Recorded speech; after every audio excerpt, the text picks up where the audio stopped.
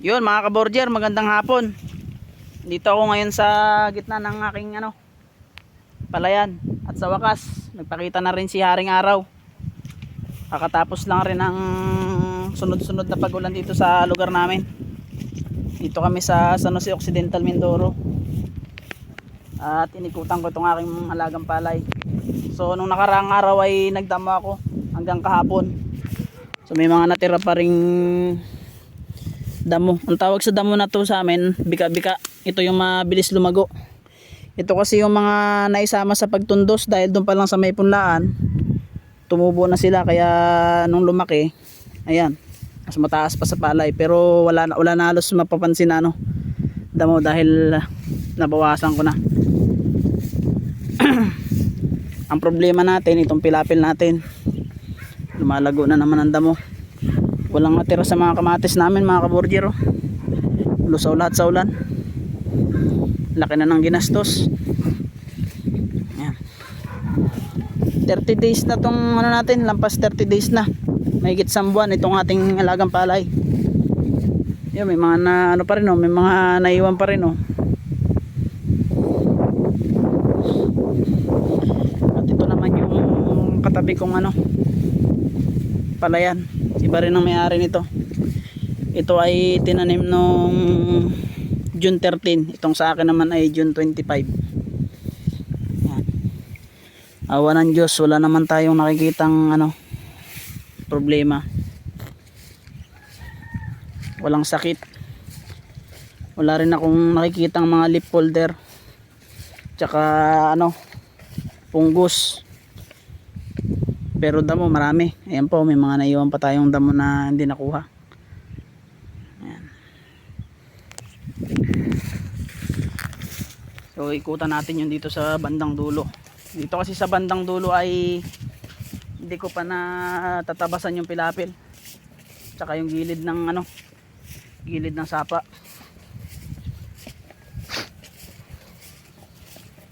Nakapag-spray na rin ako dito ng pang insekto tsaka pang uod.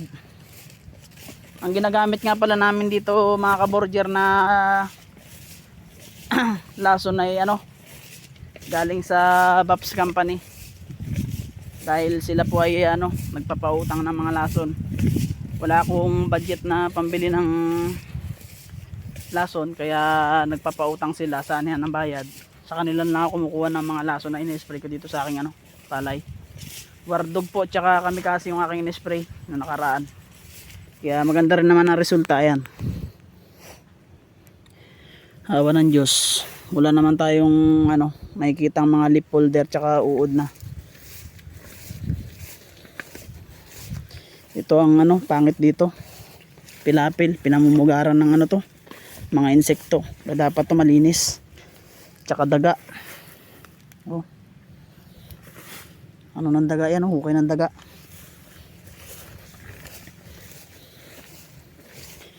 Ito yung hindi ko pa ito yung hindi ko pa natatabasan.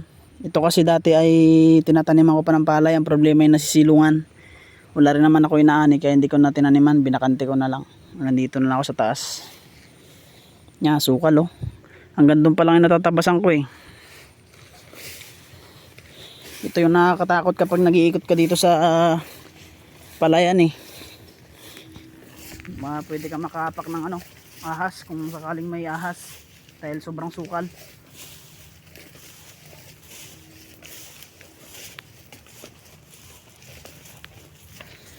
Yan, hanggang dito pa lang yung natatabasan ko. Ito dati sobrang sukal niyan mga kaborger, talagang lampas tao yung damo, pero tinabasan ko yan para malinis daanan. Problema ito, hindi ko pa tapos. Ito na lang yung tatabasan ko hanggang doon sa kabila, tsaka yung mga pilapil.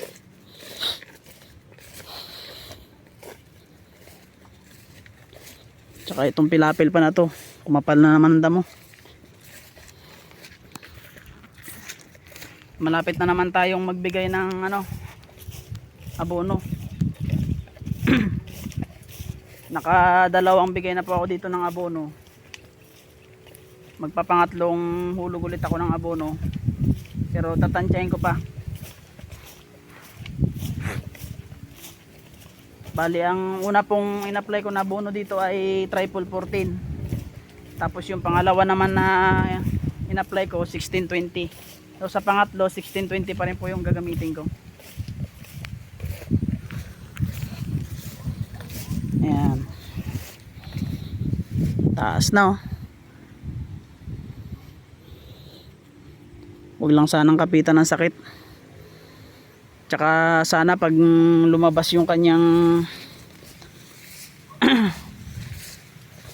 bunga, hindi maisabay sa ano, hindi sumabay sa ulan para hindi masamid. Mas maganda kasi mga kaborger kapag tumatanaw na yung ating mga palay, walang ulan. Kasi kapag kasalukuyang lumalabas yung bunga ng ating mga palay, halimbawa lalabas na yung bunga tapos nasabay pa sa panay-panay ang ulan, ang tendency nun mga kaborger magiging ipa, hindi na siya maglalaman, nasasamid siya dahil sa ulan. Alam nyo, tao lang yung nasasamid palay ganun din yan, kahit sa mga gulay. Mga kaborger, hindi tayo veterano sa pagsasaka, 4 na taon pa lang rin ako nagsasaka, wala na mag-resign ako sa mga dati kong trabaho. Yan, ito yung pinili kong trabaho, magsaka dito sa aming bukid.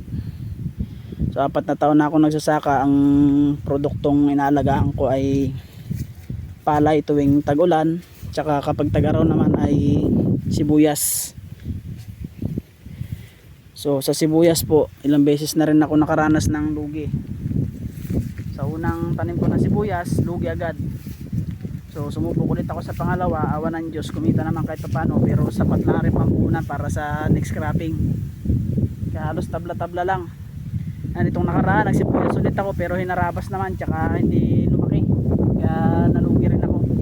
Nagkaroon ako ng medyo malaki-laking utang sa aking tita. Kaya sana sa sunod na cropping, sa sunod na sibuyasan, sana makabawi-bawi. Ito pong tinanim ko na palay ay pangkonsumo lang, simula dito hanggang dun sa dulo. Ang sukat po ng tinaniman ko na ay nasa 0.4 lang. Tapos yung kalahati po, yun yung sana yung aming gugulayan. Ang problema naman, sinalanta ng bagyo, kaya hindi maganda ang naging resulta. So yun lang mga kaborger, bari umikot na ako dito sa aking bukid at pauwi na rin ako. Mag-iingat po ang lahat, lalo na doon sa mga lugar na talagang sentro ng bagyo. Ingat po tayo.